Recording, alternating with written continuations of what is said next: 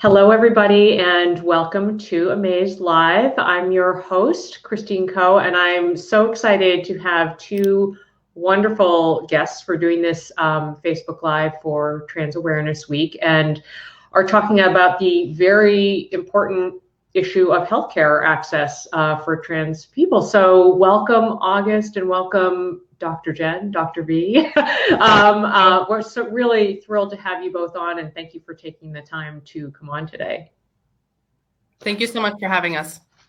I was wondering if we could start by way of a couple introductions. Dr. Jen, maybe we'll start with you, and if you could talk a little bit about your work, in particular, your association with Physicians for Reproductive Health, which I'm a little newer to, and I think some of our audience members will be as well.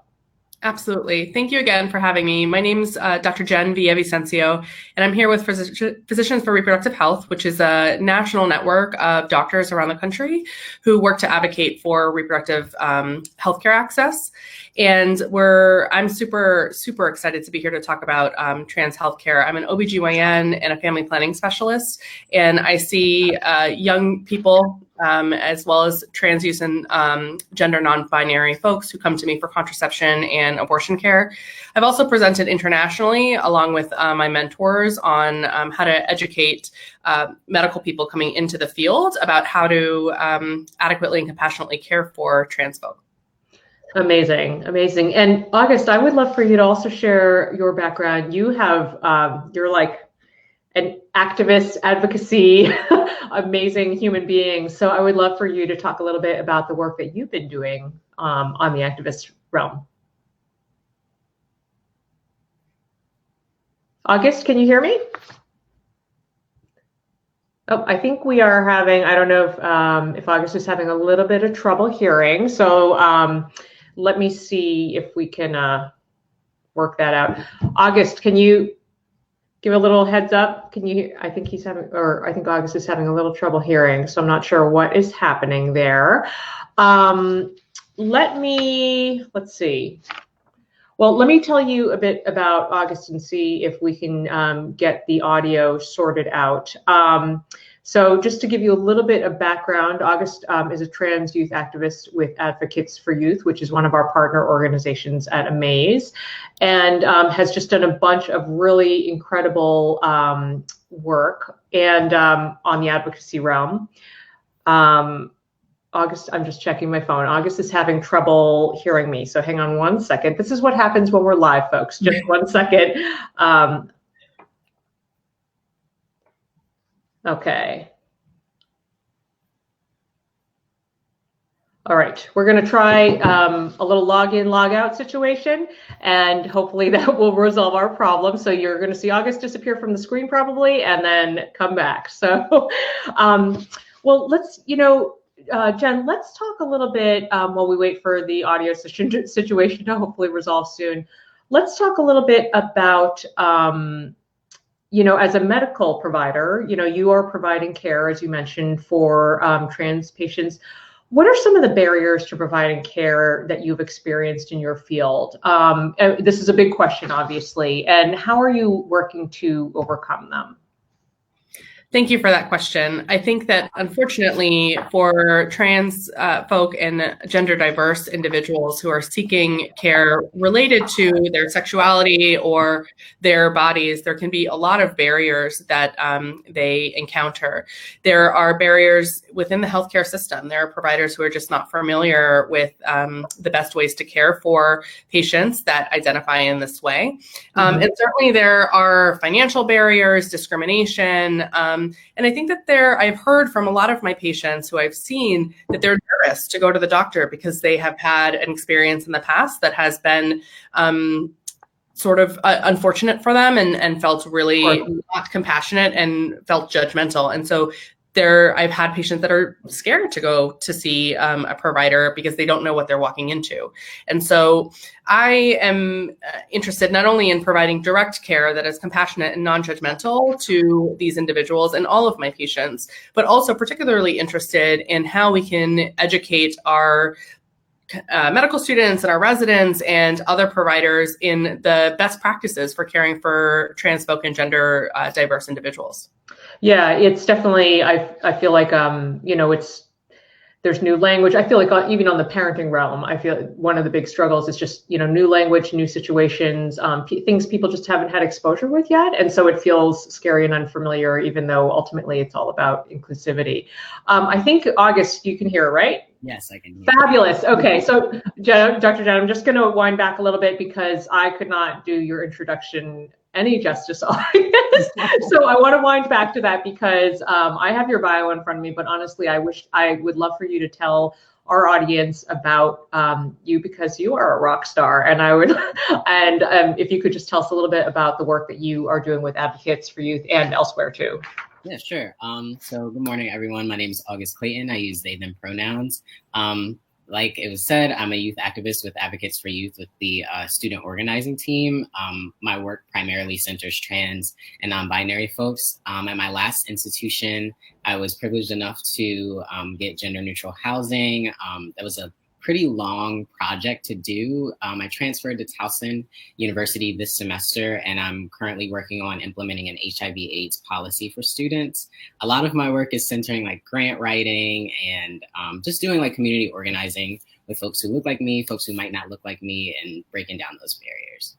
Amazing, amazing. And I just wanted to tell our audience, as I can see people hopping on, I obviously have a bunch of questions that I want to ask these two wonderful people. But if you have questions, or if you just want to send up a high five flare or some super cute emojis, feel free to do so in the comments, and I will translate them accordingly. Okay, so Dr. Jen and I were just talking about some of the challenges around providing medical care. August, I would love to ask you a question. So, under the Affordable Care Act, it's illegal for most healthcare providers and organizations to discriminate because, somebody identifies as transgender.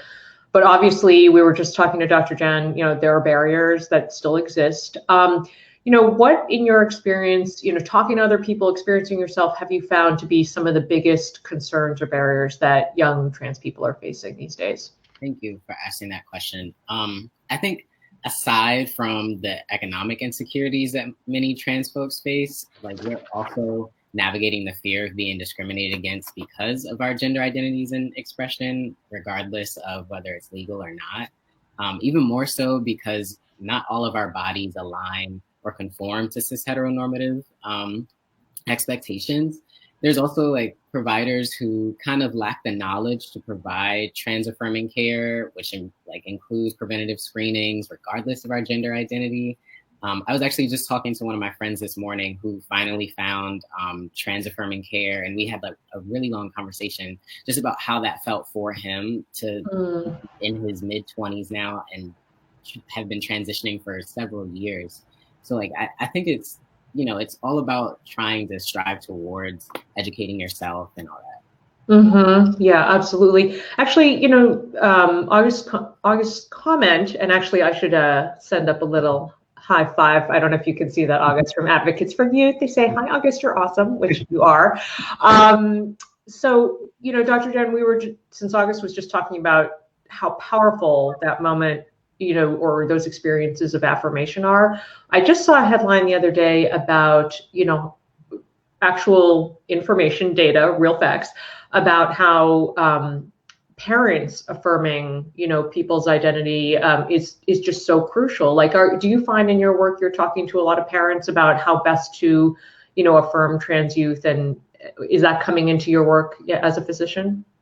So since I'm an OBGYN, I tend to see folks that of course, yes, but not necessarily in the pediatric realm. And so I don't interface with parents all that often, although it certainly is not uncommon. I think that the experience that I have more often is patients coming in, discussing with me their experiences at home and what that was. And for some of them, it's been wonderful. Their parents have been allowing them to explore and exist in the body that they and present in the way that they want to without any sort of pushback. And then I have unfortunately heard many stories of patients who have, like August mentioned, haven't really necessarily been affirmed until they finally find a provider who's willing to do that. And sometimes that starts at home. And so it's critically important that parents follow all of the organizations that sort of guide pediatricians and guide the care of young children and young individuals, which say that people are the ones that choose their gender identity, not parents, not physicians, not politics. And we need to be affirming that and supportive and compassionate of that. Yeah, that's, yes, +1 +100. So August, obviously there are physical health benefits to having access to the care you need that would go for everybody. But what are some of the mental and emotional benefits, to being able to access, confidential, inclusive, judgment-free healthcare, that many people receive, but that is still a barrier and a struggle for many trans youth? Yeah, definitely. I would say, unlike the majority of those folks, for me personally, it's life-saving. Yes. It is extreme. It takes this huge barrier and this huge weight off of my shoulders and off of my mind to know that I can go up the street now to get care. And I'm going to be asked if my pronouns have changed or if I'm still using this particular name. And it's all encompassing care, right? So that for me, I'm able to, I guess, navigate the world knowing that there's somewhere that I can go. And for many majority of cis folks, that might not be the biggest thing on your mind. But I think prior to moving to a bigger city, I was in a rural area, meaning I would have to travel well over an hour to find a doctor who was even going to ask what my gender identity was. So I would most oftentimes avoid the doctor if I could, stretch it out until the next couple months that I could travel out of state to see someone. So, in addition to it being financially a financial toll on me, it was also just a lot on me emotionally. Yeah, I think, so much of our lives is about needing to be seen, all of us as humans. And I think it's hard when you strip it back to something so basic, why that's difficult for people to understand. There's been a lot of news and some misinformation. We've touched a little bit on, parents. We were just talking about that, Dr. Jen, about how important it is for parents to affirm kids who identify as trans. And I just wanted to talk a little bit more about that, specifically if both of you have perspectives about the best ways that, I guess I was going to say parents, but I think any adults, because it could be any trusted adult in a young person's life. What are some of those ways, tactical ways that people can do that? And actually, I want to own up to one little mistake I made earlier, which is that, because I think that's part of the process, right? When I was in a little bit of a flurry when the audio wasn't working, and August, I don't think you even heard it because you couldn't hear me, but I just had a momentary pronoun slip up, and I used a he pronoun just because I was in a fluster. So I wanted to own up for that on camera, because I think that's part of the process. But, what do you think are some ways, both as a young person looking for to be affirmed by adults, August, and then, Jennifer, your perspective, as adults who can sort of be that open and welcoming and inclusive, person? What are your perspectives on how best we can do that and start actually doing the work? I think for me, I think about my my home life first. That's the first place that you feel affirmed. You get all of your the ways, your values in life from the home. So I think being able to explore my gender expression was crucial in me finding and deciding on my gender identity. In high school, my mom thankfully allowed me to go into different sections in stores and wear different clothes and everything. And there was a bit of question at certain points, but I think being able to deviate from those norms, being allowed and encouraged to deviate from those norms without judgment was pretty huge for me. And did you feel like your mom, had you already had a conversation about that, or was she just kind of playing it cool and doing her thing? Yeah, we had a conversation with my best friend before we started high school about, being yourself, and just living your best life essentially. as you could at that age, but it wasn't a conversation about labels or anything like that. I would say I didn't get the language or the tools to express who I was until I got to college. But I knew that there was something different about me during those years. Wow, that's okay. Thank you for sharing that. And what do you think, Dr. Jen, from the sort of, adult kind of trusted adult perspective, towards youth, and how we can be more, just send those signals that we're listening and that we see people? Thank you for asking this question. And it's really important for me to answer this question specifically on behalf of the medical community and sort of as someone who is a part of the medical community. Not only are we traditionally a community that is considered trusted, but we also exist in a place of power and privilege. And so it is our absolute responsibility beyond anything else to ensure that we are creating a welcoming and compassionate and empathetic environment for all of our patients. And I know that one of the things that is important to me when I'm speaking with my residents or trainees who I'm with is that I'm in a field, obstetrics and gynecology, that is traditionally associated with women. When I was training, we called ourselves women's healthcare providers. And it's really important to start letting things like that go, those specific identities that are rooted in past language, and understanding that now I am a sexual and reproductive health care provider, which is not a change, but that is what I am. And allowing folks to come in and, as August mentioned, asking gender identity and being open to the fact that as a gynecologist, I may be taking care of a man, and that is totally fine. And making sure that our waiting rooms are trans and gender diverse friendly, and that it's not all women all the time. That sort of thing is incredibly important. As a cis hetero woman, I have to constantly check my power and constantly check my privilege in terms of what I understand to be the way that the world works. And I think that I'm very, very grateful to the patients that I've had, because they have allowed me to ask questions and really taught me so much about how to care for them. And I want to acknowledge that that isn't fair, that the burden should not be on those individuals who are already marginalized and already feeling potentially vulnerable in my office. But I really want to appreciate that, and I want to honor the work that has gone into the folks that have taught me a lot of things about how to do this. And I do want to give a shout out to my mentor, Dr. Beth Cronin, who provides trans care. She, in residency, made sure that we as gynecologic residents knew how to take care of patients, and she transformed our entire clinic into a place that was friendly for any individual who walked in to see us.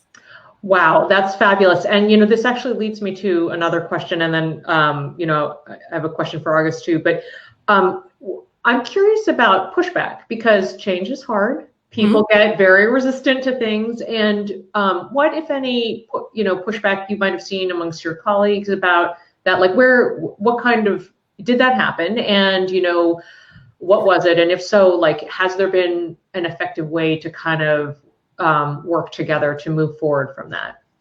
Absolutely. I think it's interesting that we're having a conversation about identity, because identities are pervasive, not only in the gender arena, but in the professional arena and sort of in our social lives as well. And so for a lot of doctors, nurses, people who work in gynecology, who are typically in these women's healthcare clinics, that is part of their identity and is very important to them.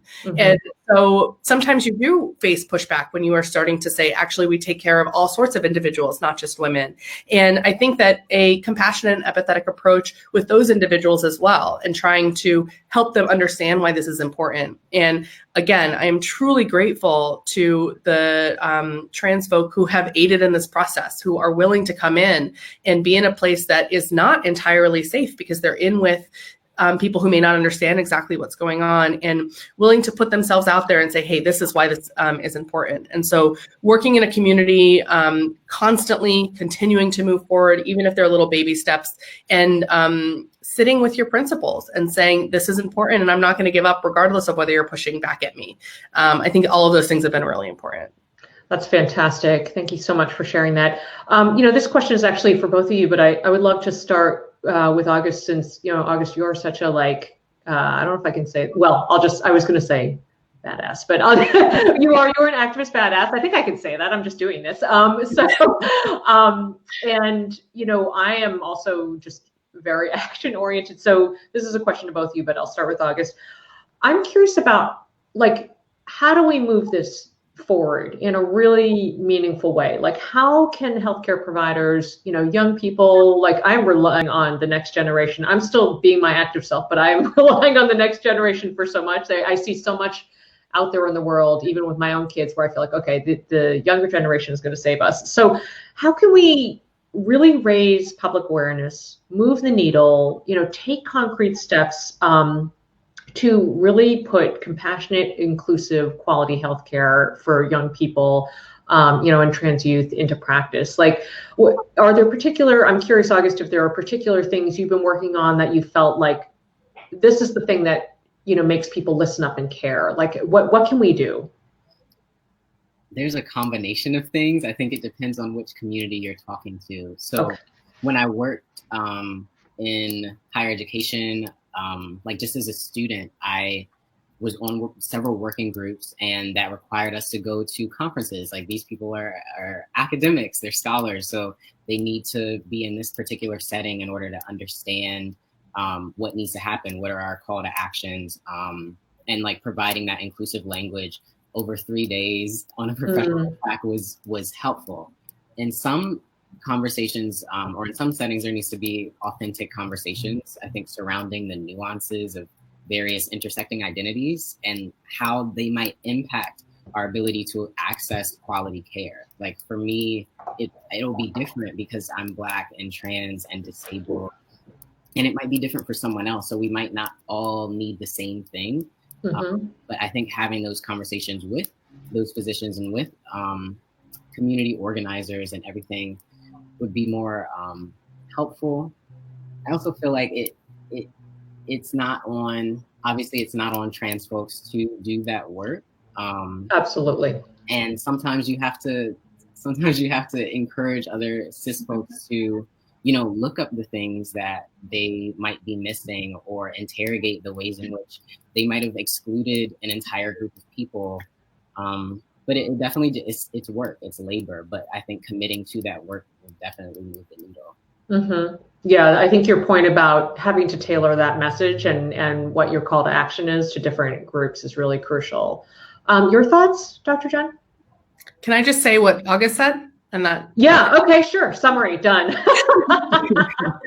I think the only thing that I'll add to that great explanation is education. I think one of the main issues, especially with healthcare in particular, is provider knowledge and understanding. And for some people, they are very willing to do this, but they're just not sure how. And as August mentioned, it should not be on the trans community to teach us how to do that, even though so many have done that in the past. And so I think it's on people like myself and my colleagues and my mentor, Beth Cronin, to take our understanding and our power and our privilege and start teaching this knowledge to the people who are not only above us, but also coming up. And we do simulations where we do encounters with trans patients who may have different birth control questions or wanting gender affirming surgery. And that way we're able to practice outside of a setting and able to sort of mess up in a practice setting, so that when we're actually in the clinic, we're able to be more confident and more careful with our words in a way that is affirming of the patient's experience. And so just things like that, being intentional about the fact that we are teaching about this particular type of patient that may come and see us, I think is critical.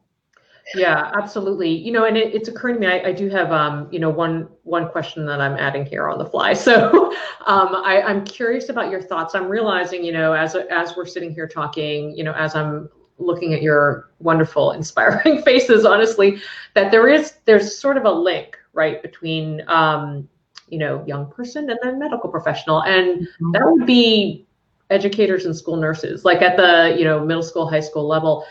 Do you think, and actually I'll link in the comments after the broadcast, AMAZE actually has, toolkits that they offer on a variety of topics, to help educators kind of figure out how to tackle different subjects. But what are your thoughts about, reaching school nurses or primary, secondary educators to sort of help with this process? Because I feel like that would really, August, the idea that, you didn't really feel like you were seen and could get what you needed till you got to college. Like that's really a big deal. So I'd be curious about your thoughts on that. Yeah, I definitely think if there were adequate education around reproductive health and identities, it might have come to me a lot sooner, which would have saved me a lot of emotional. Yes. But, yeah, I'm like just briefly thinking back on what my relationships with school nurses were. I wouldn't say that they were as open, and I didn't learn as much as I would have wanted to or could have. But I would say back then there wasn't much language to describe what I was feeling adequately to youth and to adults. So now I think we have an opportunity to do so and should take that opportunity and have those classes. A lot of folks hypersexualize gender identity, gender expression, and it's really strange, kind of discomforting, but I think knowing that there are materials, there's tools, and there are people willing to do the work is just step one. Yeah, absolutely. Dr. Dan, I know we had a momentary cutout. Did you hear my question about the sort of connection that I'm sort of one of the potential links? Absolutely. I mean, sex ed, right? I think it's incredibly important. And the reason why it's important is because it's not only critical that our kids learn about their bodies and learn that things are not necessarily in this gender binary that's been created that is completely false, but it's also really important for the adults to continue to learn these things and affirm and continue to be active learners in the process. I went to Catholic school my entire life, and so I actually didn't have very much sex ed at all. But the sex ed that we did have, the boys went into one room and the girls stayed in another room. And that is so counterproductive in terms of what the boys need to know. The boys need to know what the girls are learning. The girls need to know what the boys are learning. And everyone needs to be in the same room and learn all the same things. That just because you have this body part doesn't mean that it says who your identity is, how you should dress, any of those things. And so I think it's important not only for the kids, but also for the educators, the nurses, all of that. So 100% we need to, that is an excellent sort of intervention point to be focusing on. Yeah, I will also drop links in the comments of, for people who want to advocate for better sex ed at their schools, because that is definitely an issue. And I think that, that would be crucial. It's a little disheartening to me when I hear from my, 15-year-old and I ask her about her health classes and she's like, oh, yeah, they just let us study. And I'm like, but there's so much you could be learning. It's so well, crazy. And it needs to be, it can't just be sex ed, right? It has to be body positive, sex positive, and gender inclusive sex ed. It cannot be just like split the boys and girls up and I'll teach you about how you can get STIs, don't have sex, and that's the end of it. Comprehensive, it's a type of sex ed. And that's what's really important, and we need to be focusing on that. Yes, thank you for that added addendum on there. So I know you two are busy and we're running short on time. So I was wondering if you have any, last thoughts or rally cries or calls to action or anything, related to this very important topic of access to quality, inclusive, loving healthcare for trans youth. I'll go first so that August can finish, because I want him, you to be able to, again, I apologize for the mix up in pronouns. I want you to be able to finish up this piece because you're so fantastic. I think that we need to challenge, and by we, I mean those of us who exist in our cis hetero bodies or even our cis gay bodies to use our power and privilege in our positions to be able to help enhance the voices of those who are speaking out like August. And particularly for those people who are in the medical community, any medical providers or nurses or midwives, anybody who is has the potential to touch the lives of somebody who may not fit into the societal boxes that unfortunately still exist. I challenge you to open up your mind and to be inclusive and compassionate and empathetic. And as both Christine and I did, own up to your mistakes when it happens, and say you're sorry that you might have hurt somebody, and then move on in together, working towards a better future for everybody. Mm-hmm. That's wonderful. Thank you. August. Okay, there's a lot of pressure. You got to close the show with fireworks.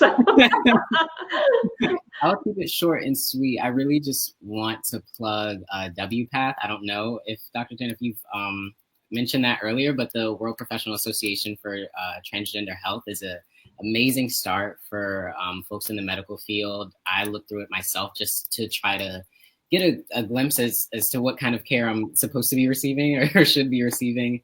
And also the Philly Trans Wellness Conference. I was privileged enough to bring my grandmother and my aunt about 2 years ago when I came up, and we went up as a family. It was great. They learned a great deal of information and got to meet I Am Jazz's mom, which is pretty cool.